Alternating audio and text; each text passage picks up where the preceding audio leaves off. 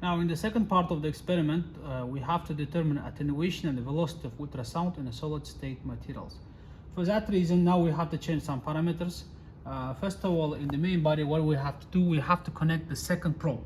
So in the first part of the experiment, we're going to use 1 megahertz, then 2 megahertz, and then finally 4 megahertz.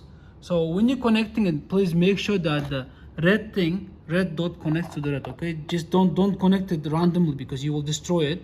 Once you destroy it, then we will just fail this experiment. Then you have to switch from reflection.